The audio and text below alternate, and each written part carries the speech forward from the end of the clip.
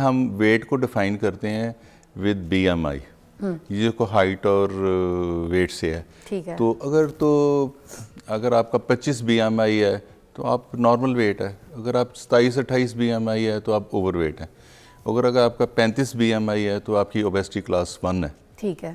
और अगर आप 40 पे चले आते हैं तो इसका मतलब है ओबेसिटी क्लास 2 है।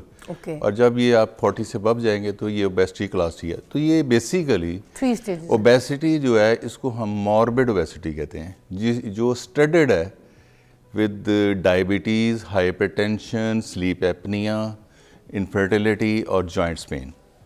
तो बेसिकली हमारा एड्रेस करना ओबेसिटी को है कि हमने डिजीज़ को ख़त्म करना है, इसलिए इसका नाम मेटाबॉलिक सर्जरी भी है। अच्छा, और ये जो बैरियाट्रिक सर्जरी होती है ये क्या होती है और ये कैसे बाकी सर्जरी से मुख्तलिफ होती है? बेसिकली ये आप समझेंगे मिनिमल इन्वेसिव सर्जरी है, इसको हम फास्ट ट्रैक सर्जरी भी कह सकते हैं। ये लेप्रोस्कोप से होती है, कैमरों से होती है, और जस्ट हम एक बहुत बड़ा प्रोसीजर कर देते हैं किसी मरीज़ का कैमरे डाल के, जिसमें मैं आपको प्रोसीजर्स भी बताऊंगा। तो हम तकरीबन 6 घंटे के बाद उसको कहते हैं पानी पिए, और जब वो 2 दिन के बाद घर चला जाता है, स्टिच निकलने आता है अपने छोटे कैमरे के, तो उसका 5-10 केजी वज़न कम हो जाता है, और फिर हर माह 5-6 केजी कम होता है। और इसके साथ ऐसे है कि डायबिटीज़ जो है वो वैनिश हो जाती है, जैसे ही वो 10 to 15 केजी कम करता है तो उसकी डायबिटीज़ ख़त्म हो जाती है, हाइपरटेंशन ख़त्म हो जाता है। ये ऑपरेशन करते किस तरह से? ये जो कैमरा डालते हैं, कैमरे के जरिए क्या करते हैं? अब ये सर, और फिर ये आपने अभी एक नई बात बता दी कि उसकी शुगर जो है वो ठीक हो जाती है, रिवर्सिबल। जी जी बिल्कुल, ये डायबिटीज़ ख़त्म हो जाती है। बेसिकली इसका नाम ही मेटाबॉलिक सर्जरी है। अच्छा सर, ये 100% क्योर है? हाँ जी, हाँ, 80 to 90% जो है ना पेशेंट्स जो है ना उनकी डायबिटीज़ ख़त्म हो जाती है, डायबिटीज़ 2। और ब्लड प्रेशर जो है, हाँ जी बिल्कुल। और इसमें देखें ये लाइफ चेंजिंग प्रोसीजर है। जैसे ही पेशेंट हमारे पास 10 दिन के बाद आता है, इतना मोटिवेट होता है, उसने तो कभी आज तक 5-7 केजी जोर लगा के भी नहीं किया होता महीनों में, तो वो 5, और फिर हर माह जो है 3 से 4 केजी वजन कम होना शुरू हो जाता है। ये बैरियाट्रिक सर्जरी जो है उसके बारे में बता रहे हैं, अब हम पूरा इसका एग्जैक्ट प्रोसीजर पूछते हैं। सर क्या होता है पेशेंट आपके पास आता है? इसमें एक्चुअली रिकमेंडेड प्रोसीजर्स हैं कुछ। जो सबसे आसान प्रोसीजर है वो मैदे का साइज छोटा करना है, जिसको हम लेप्रोस्कोपिक स्लीव गैस्ट्रेक्टमी कहते हैं। अच्छा, इसमें देखें हमारा जो स्टमक है, देते हैं मैदा? नहीं, उसको हम छोटा कर देते हैं, स्मॉल कर देते हैं, काट के। जी जी। अच्छा, लेकिन ये सारा एंडोस्कोपी मतलब लेप्रोस्कोपिकली है। हाँ। पेशेंट को नहीं पता चलता उसको क्या हुआ। अच्छा। वो तो जब उठेगा तो उसकी डाइट कम हो जाती है। हाँ। और उसकी स्टेटैटी उसी वक्त पूरी हो जाती है, और कुछ दिनों के बाद उसका वेट कम होना शुरू हो जाता है। कंप्लीट एनेस्थीसिया में देते हैं आप लोग ये सर्जरी, कैमरा वगैरह जो डालते हैं? हाँ, ये बड़ा हाई टेक प्रोसीजर है। सर इसमें कैमरा आप लोग इंसर्ट करते हैं कहाँ से, कैसे?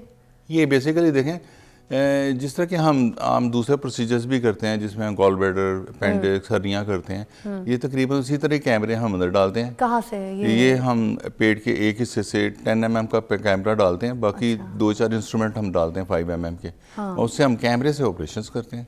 और 6 घंटे के बाद कट कितना होता है? ये छोटे-छोटे कट होते हैं। बेसिकली ये कट नहीं होता, ये एक्सपेंडिंग इंसिजन होता है, सिर्फ स्किन का इंसिजन होता है। अच्छा, हाँ जी बिल्कुल। हम कैमरा अंदर डालते हैं, जब बाहर निकालते हैं तो बाहर का एक स्टिच लगाते हैं बस। और ये कोई तीन कोई या 2 कितने? एक्चुअली ये डिपेंड करता है, इसके कट से कितना फ़र्क नहीं पड़ता। हाँ। 2 या 3 या 4। बेसिकली तो पेशेंट को कोई पेन नहीं होती, उठता है तो वो बिल्कुल कंफर्टेबल होता है। सर मैदा अंदर से कट जाता है और उसको तकलीफ कोई ऐसे नहीं, उठता है तो बिल्कुल नॉर्मल? बिल्कुल। वाह। और उसको कितनी देर की होती है प्रोसीजर साहब? ये तकरीबन 1 से 1.5 घंटे का प्रोसीजर है। 2 नाइट्स हम स्टे रखते हैं अपने पास अप्रोक्सीमेटली, और पेशेंट जो है उसको 4 नाइट्स हम तकरीबन क्लियर फ्लूइड्स देते हैं, उसके बाद हम उसको स्टॉप डाइट पे स्टार्ट कर देते हैं। और ये नॉर्मली अपने घर में आराम से चला जाता है उसको? ये एक्चुअली एक पार्ट है प्रोसीजर का, लेप्रोस्कोपिक स्लीव गैस्ट्रेक्टमी। दूसरे है कि जब हम डिसाइड करते हैं पेशेंट की हिस्ट्री, एग्जामिनेशन, लेबॉर्ट्री टेस्ट से कि कौन सा प्रोसीजर उसको सूट करेगा, तो उसके बाद दूसरे जो प्रोसीजर है वो गैस्ट्रिक बाईपास है। जब पेशेंट का वेट बहुत ज़्यादा होता है, जिस तरह 100 kg है, 150 kg है, 200 kg है, तो फिर हम इसके गैस्ट्रिक बाईपास करते हैं। अच्छा, और ये जो बैरियाट्रिक सर्जरी के मुकाबले में नॉन सर्जिकल वजन कम करने के क्या फ़वाइद होते हैं? इस पे देखें वो तो देखें उससे तो बेहतर कोई चीज़ नहीं है, लेकिन हम ऑपरेशंस करते ही उसका है जिसके ऊपर फेलर हो।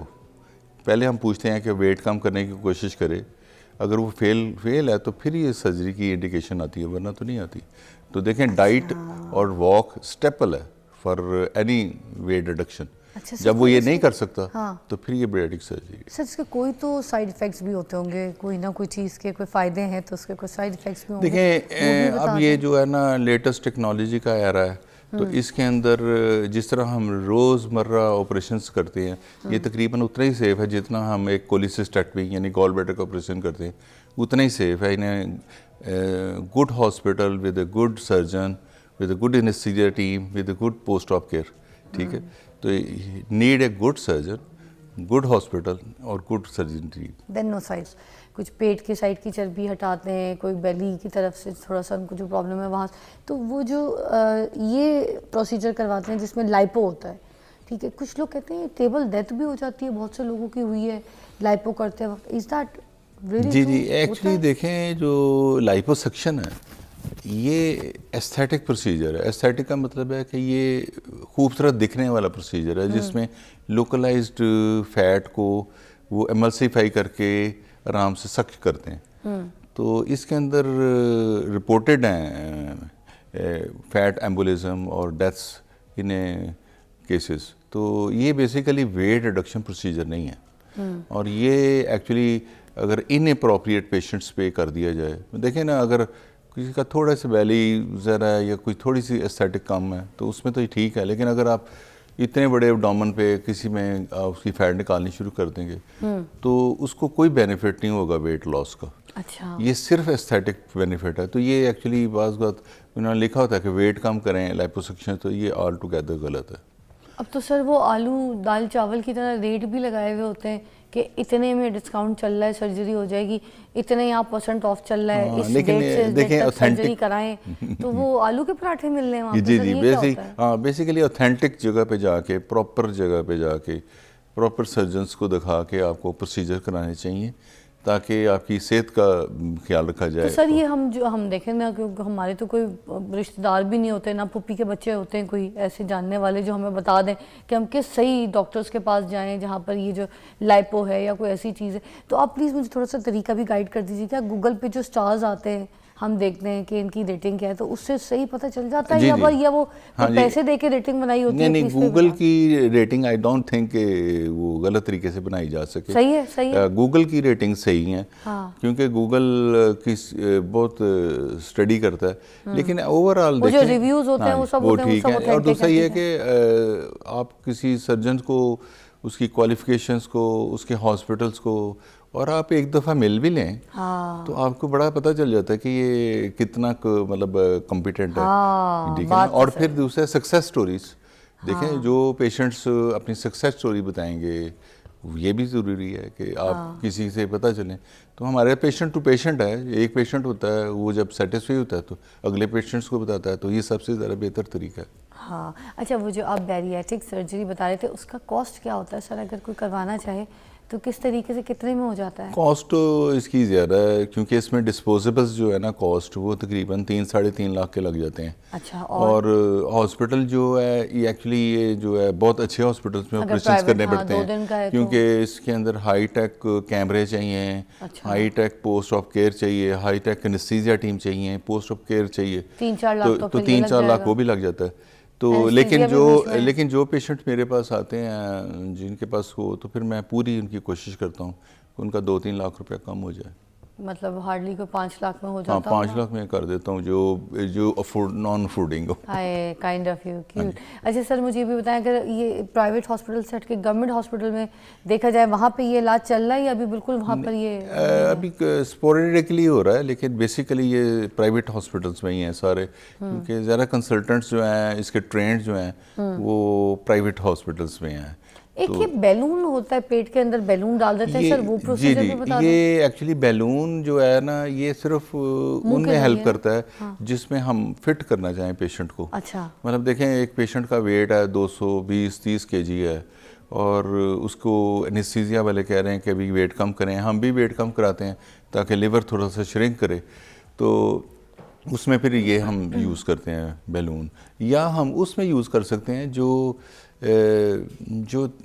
ओवर वेट हो, मॉर्बिड ओबीस ना हो, तो उसके अंदर भी हेल्प करता है। जहाँ पे सर्जरी इंडिकेटेड ही नहीं है तो वहाँ पे बैलून लगा लें तो ज़्यादा इफेक्टिव है। सर जैसे हमारे लेकिन ये देखें बैलून जो है ना ये बड़ा वॉमिट करता है, बड़ा तंग करता है, और इवन मैंने कुछ बैलून निकाल के सर्जरियाँ की हैं, अंदर स्टमक को भी बड़ा हार्ड कर देता है। तो बेसिकली ये कोई बहुत अच्छा तरीका नहीं है। अच्छा, इसको आप नहीं रेकमेंड करेंगे? ये इसको हम सिर्फ स्पेसिफिक साइड जगहों पे। वैसे लाइफ टाइम होता है अगर इसको नहीं नहीं नहीं, ये बैलून आजकल बड़े लेटेस्ट भी आए हुए हैं अमेरिका में, जो खुद ब खुद ही निकल भी जाते हैं, मतलब आफ्टर कुछ देर के बाद वो खुद ही निकल जाते हैं, निकालना नहीं पड़ता। अच्छा, हाँ जी।